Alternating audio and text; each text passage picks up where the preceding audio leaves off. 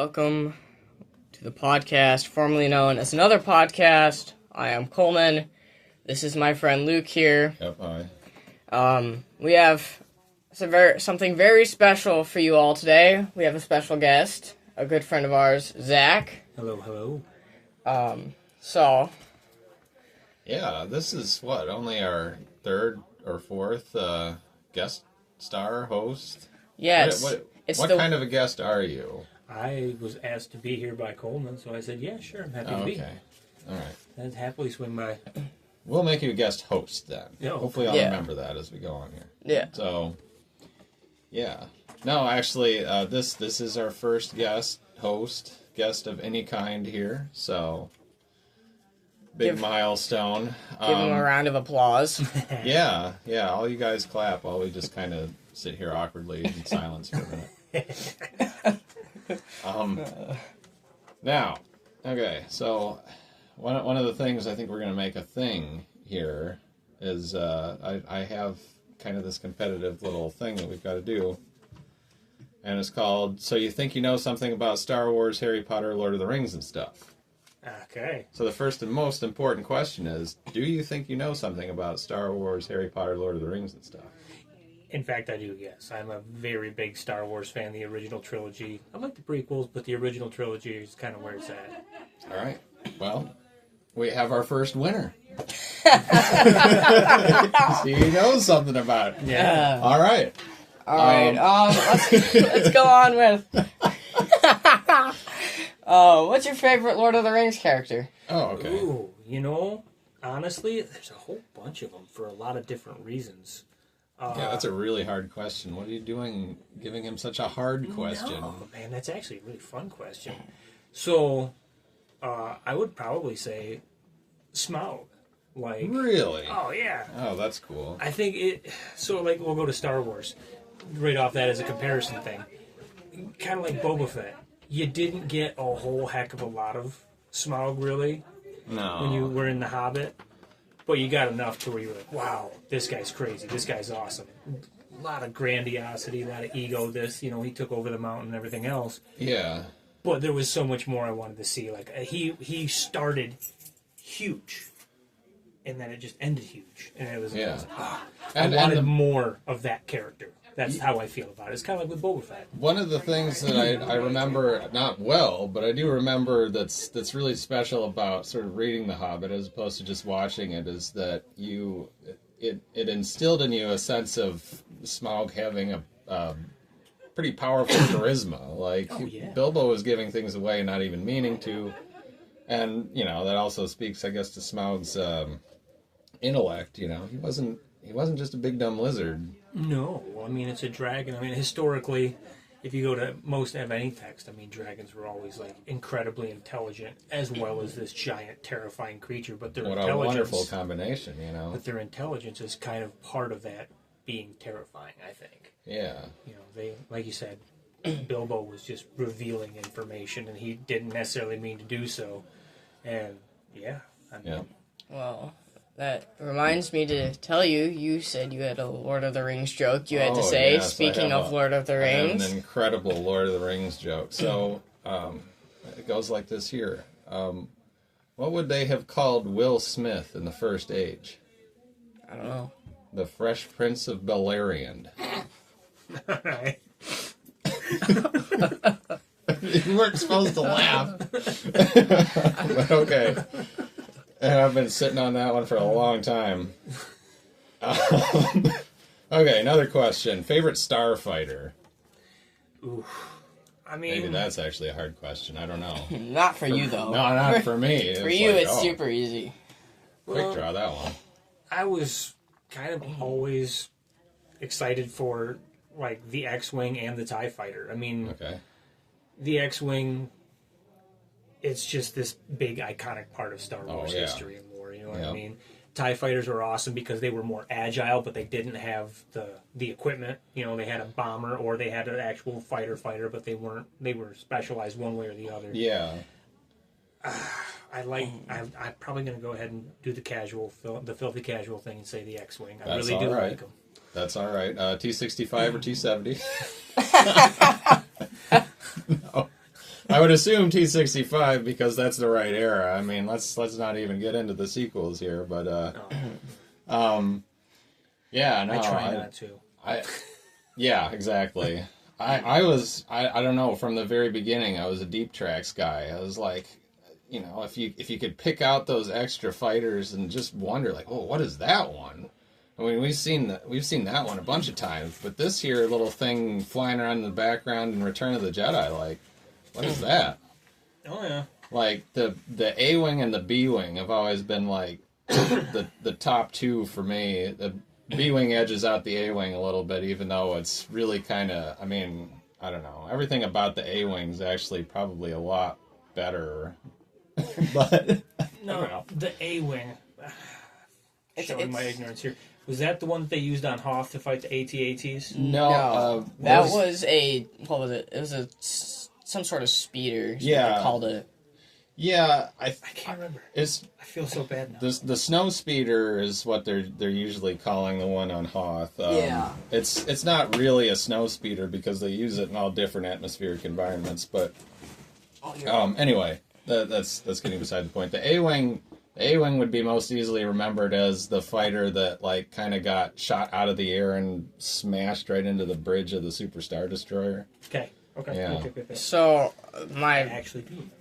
One of my favorite, Star Wars ships is probably the TIE Interceptor, mainly because it's a TIE fighter but better. Yeah. It's pretty much just if you take a TIE fighter, add more cannons, it looks nicer. Has better things on it. They had even better engine performance on those things too. There nothing for it. It was not any more durable, but it was definitely a souped up version of your regular TIE fighter. Or probably the TIE Defender. Oh goodness! Well, that's just a monstrosity. Yeah, it's pretty much just a TIE Advance and a TIE Interceptor combined. Yeah. If you stacked them on top of each other, Yeah. I mean, people will likely as not know this if they know like any kind of starfighter stuff. I don't know. TIE Defenders, I mean, I don't know. They're automatically my favorite, I guess, for like Imperial fighters because it took the principle of what a TIE fighter is and completely flipped it on its head. A TIE fighter was just supposed to be something that they could produce cheaply, perform pretty well, but just have tons and tons and tons of them.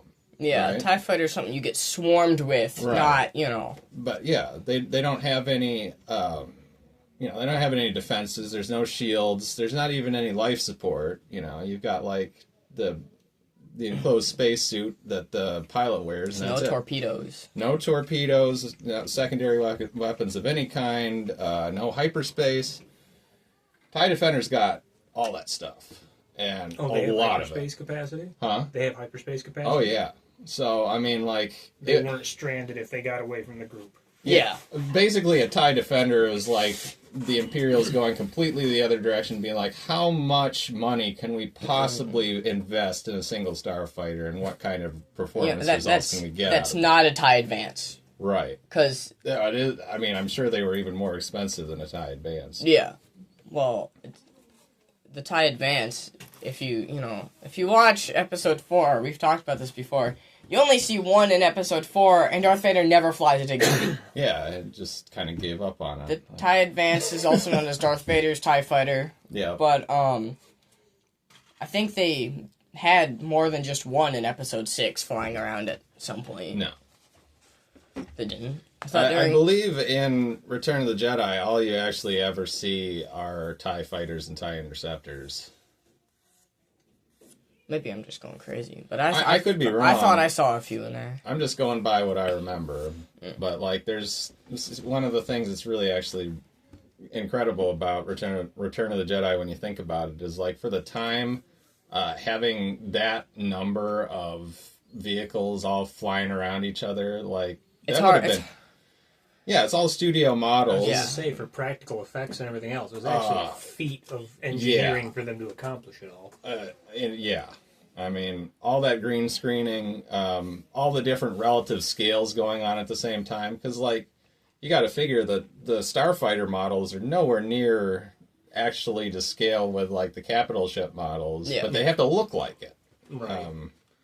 Yeah, so you've got a lot of foreground work, forced perspective things to engineer and all of that. Yeah. And then you've got to make it look action-packed on top of all that. It's not just a still frame shot. Right. There's a lot going on there that I don't think people would realize. That's a very good point. Yeah. But I wasn't even intending to answer any of the questions I was going to ask you, but like the Starfighter one I had to jump on. No, that's all good. I've got a really good one for Harry Potter. Favorite Dementor. I don't really have the one that went after Harry. Oh, okay. So, Good choice. so Good choice. all of them. No, hey, without him, we wouldn't have plot progression. So, Right. let's Which wouldn't have one? a Patronus Well, Throne, you the know? one in the train or the one at the lake? Definitely, for me, it's the one in the train because It's that just happens, and then they just kind of move on, like, oh well, whatever. We had a professor in here The to like send it professor's away. casually So. sleeping. You have to know when that dude went back to Azkaban to the break room. They're like, "So did you get him?" And he's like, "No." They're like, dude, he was in a train car. Where was he gonna go? Well, this bright thing from a sleeping Larry professor the scared me. Dementor, the ultimate failure. Like, This he is- got his own cell in Azkaban after that. Oh, This bright thing from a sleeping professor scared me away. You scaredy cat. oh, this is going good. We're gonna have to have you back like all the time. No, absolutely. Um, I'm having fun. We have a new regular now. yeah.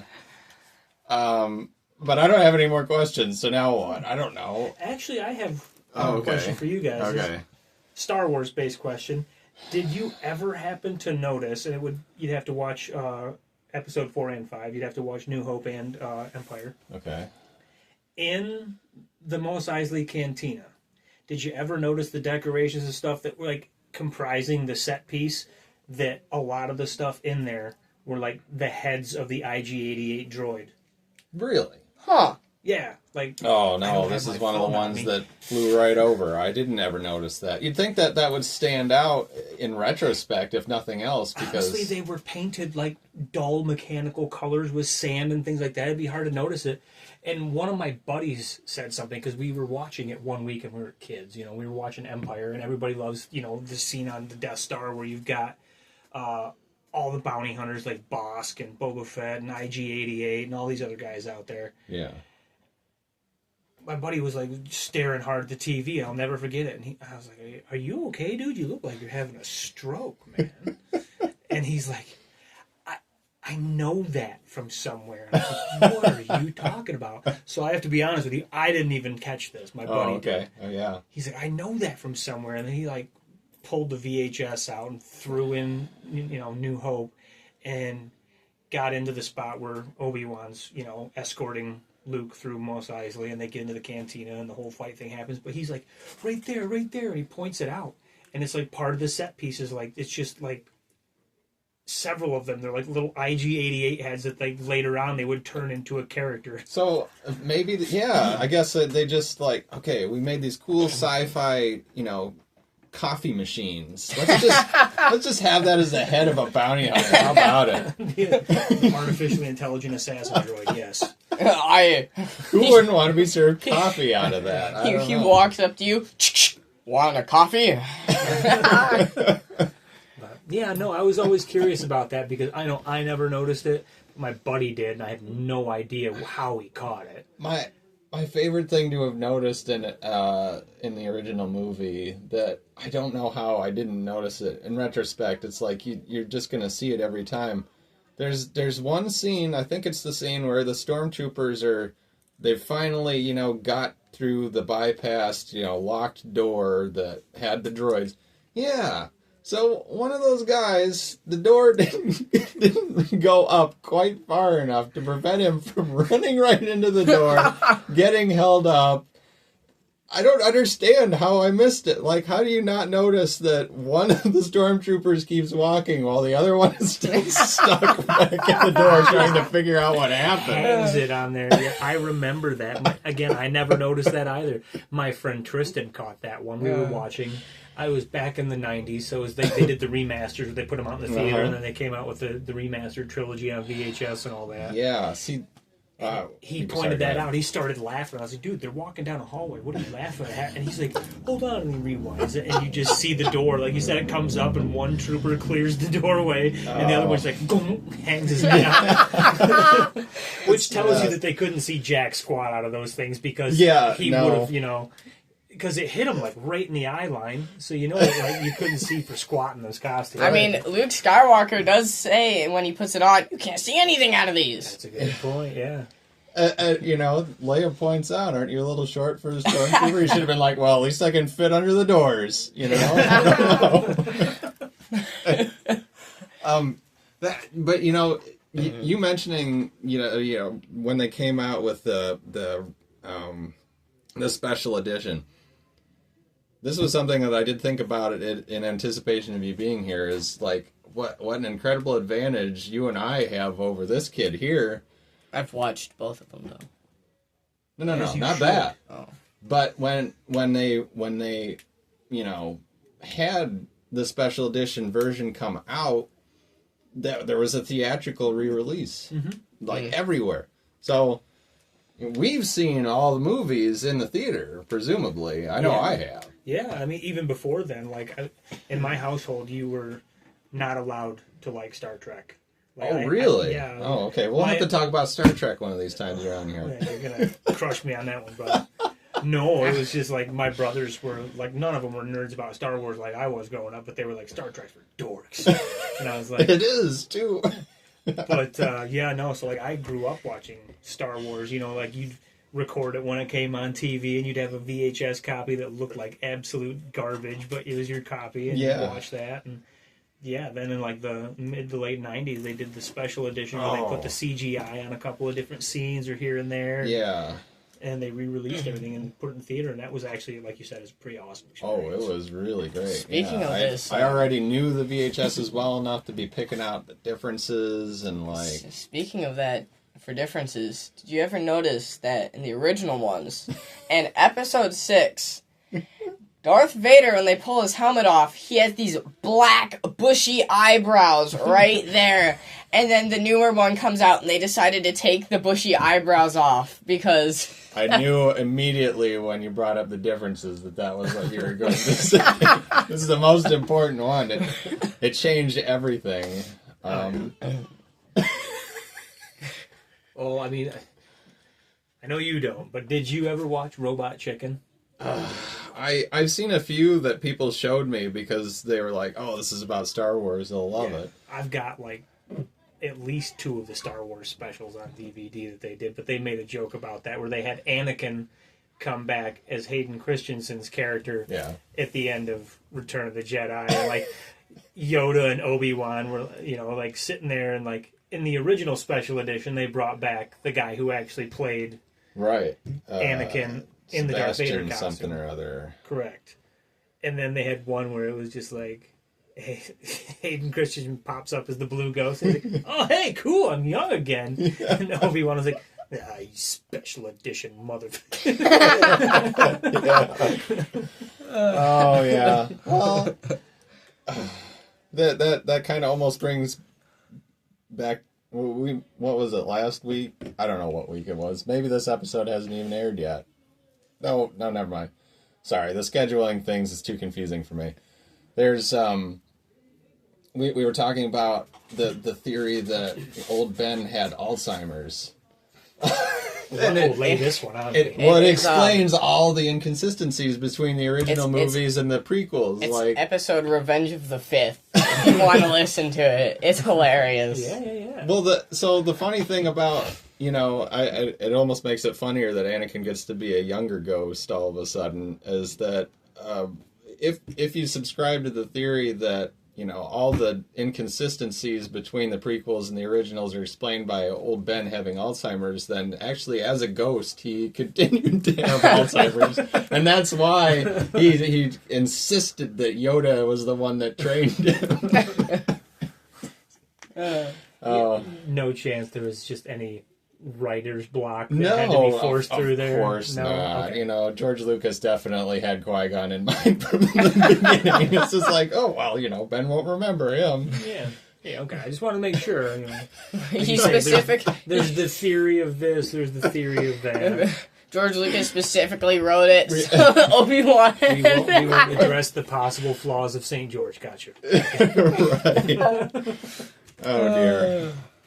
So, out of curiosity, because we've stayed pretty far away from it, how do you guys feel about the new trilogy? Okay, Well, I'll let you start. personally, on movies themselves, like if they were just movies, it's okay, I guess.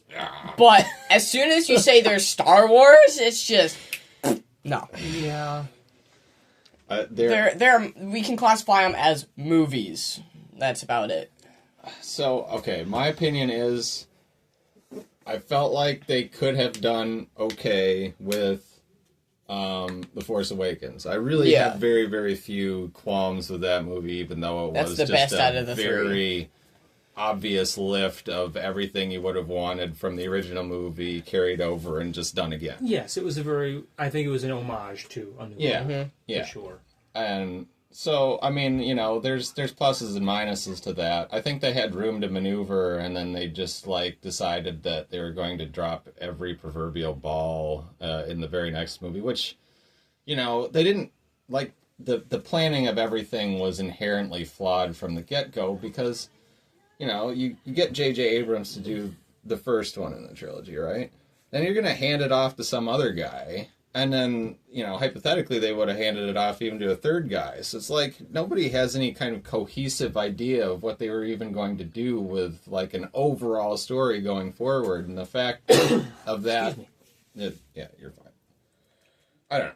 Just in every possible way, particularly between the 7th and 8th movie, you know, it demonstrates the fact that, you know, there was no one unified idea of what story are we going to tell? I would agree to there, and where I think that George screwed up was selling it out to Disney, and where Disney screwed up was they're happy to throw away money. I noticed. Yeah. But like, what killed me was I grew up reading the books too that continued. Oh, see, I didn't. So I was very open minded. The only thing actually that made me unopen minded about a sequel trilogy was that I wanted to write it. So I get you there. But I'll tell you what though. If you can get your hands on them, because I'm sure Disney's had their book burning session about all the stuff afterwards. I don't know about that because if I'm thinking about the ones you're thinking about, like they're only too happy to stick the word Legends on it and then just keep printing it because they know people will still buy it. See, that's the problem I have. Like, I grew up watching I know like how, you know, there was the Hutt Gambit. That was the first Star Wars book I ever read. It was basically the making of Han Solo's character and how he, you know, saved Chewie and all this other stuff from the spice mines. But like as I kept reading on and on and on, you get further on past episode 6 when you get into like Luke makes his Jedi Academy, right? And then you've got Jason and Jaina Solo. So there's the first cardinal sin Disney did to me was they made Ben Solo. So, you know, I mostly had heard about there being an Anakin Solo, and so I was not, I wasn't upset with the idea that they'd pivoted into Ben because it's like, well, on the one hand. Yeah, okay, never mind. I don't even know where I'm going with that. Like, I guess that's just going to be a complete thought for now. Oh. Well, like, the way I put it is this. Like, Disney had their golden ticket already pre-wrote for them. They had 30 years worth of material. I assume all they would have had to do was basically do like a royalty check. Say, hey, we want to turn your book into a killer movie. Yeah. And they could have kept going and going. Like, Jason and Jaina Solo would have been years and years of content. Yeah. Like, Jason Solo eventually becomes Darth Caedus. Like, even Luke was like, I don't think, like, on my best day. Because at that point, Luke had been tainted by the dark side. You know, he had surrendered himself to be Palpatine's... okay, so that includes the, like, Dark Empire. Yeah. I have read Dark Empire in recent years.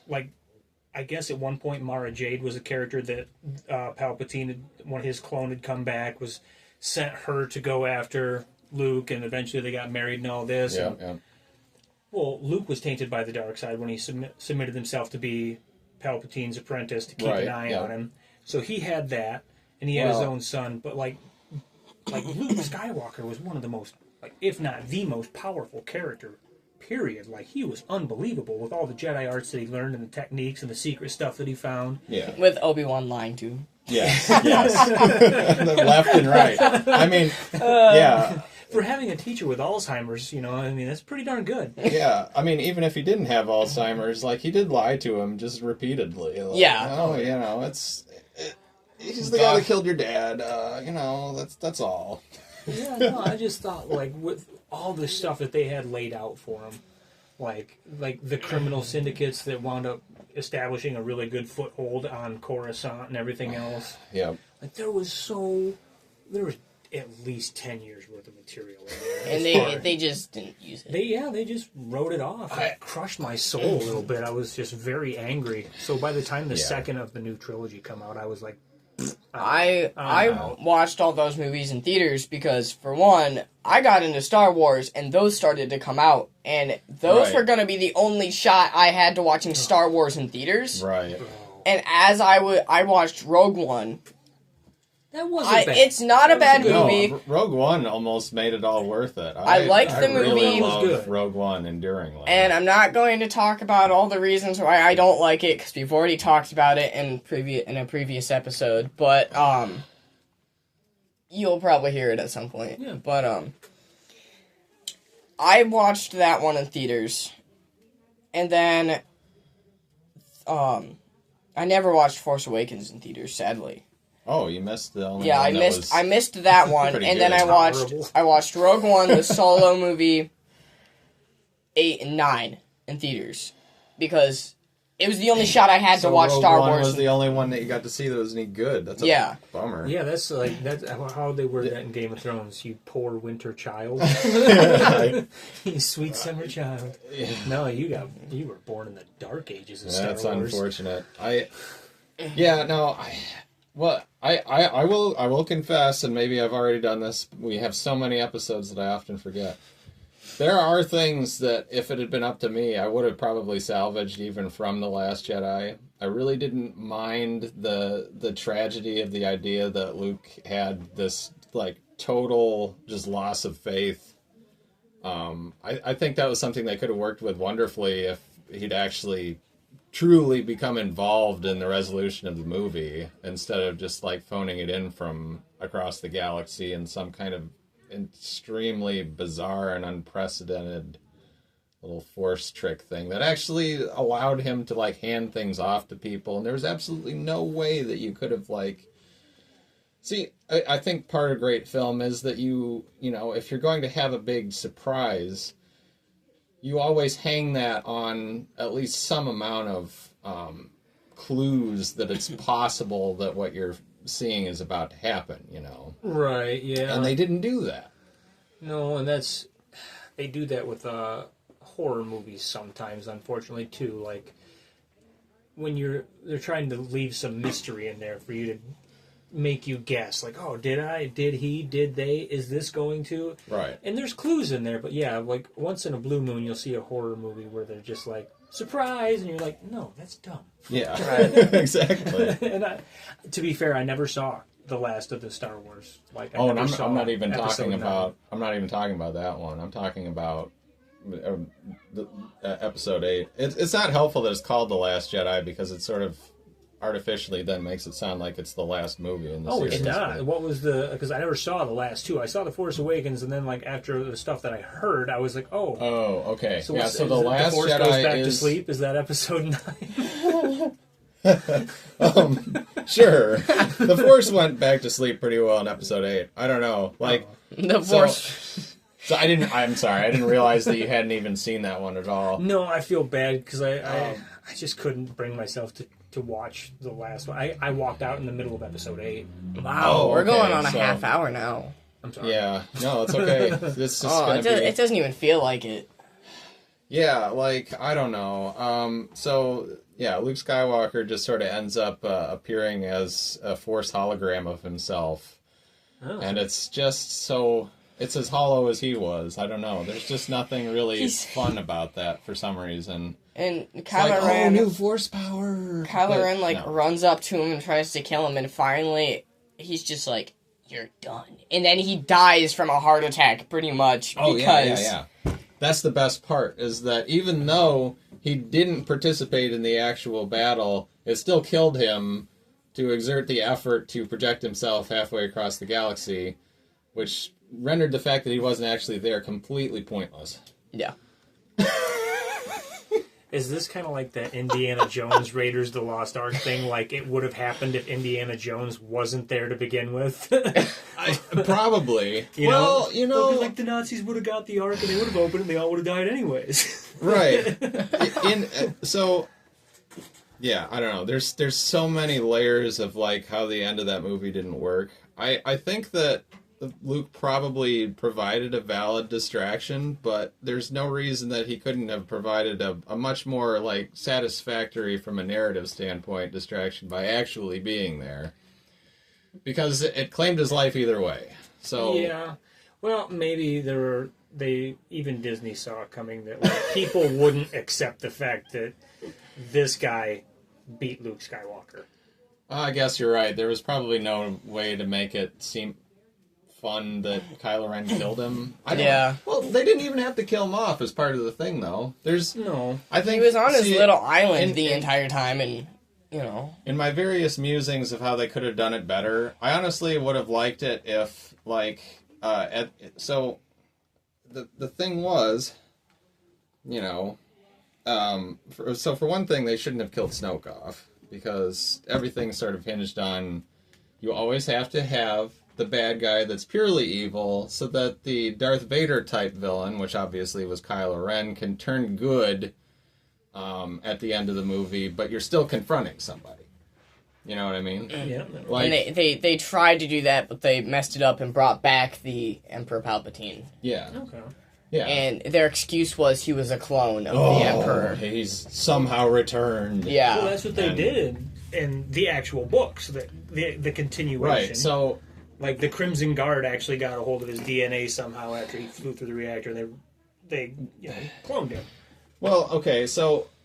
boy, I can't... I don't know, there's nowhere to, like, hang this discussion up. Oh, I'm sorry. The thing with cloning the main bad guy just... It's not particularly satisfactory as far as I'm concerned. One of the things that worked well about the Dark Empire story was that for some reason this softened the blow of the idea that Palpatine was being cloned, was the fact that they asserted that the Emperor that they confronted in Return of the Jedi was already a clone. He'd already been cloning himself for who knows how long, because the dark side just keeps wearing his body out and all that. What if they just hired Kamino to clone the Emperor? Yeah, he had a cloning agency working for him from way early on in Well, his then life. Jar Jar couldn't be the Dark Lord of the Sith. It would have had to have been some evil mother trucker on Kamino being like, yeah, we got this. We're going to have to come up with some more of our own theories. Yeah.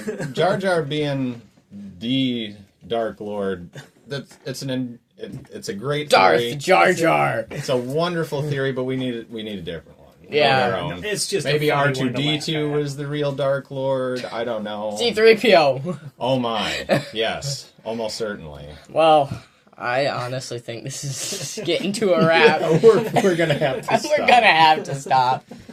Well, this was another amazing episode of the podcast formerly known as Another Podcast. I'm Coleman. This is Luke. Yep, it's me. And our special host, Zach. And we are signing out. Well, thank you guys both for having me on. I had a blast. Yep. Well, thank you. What? Oh, yeah, bye.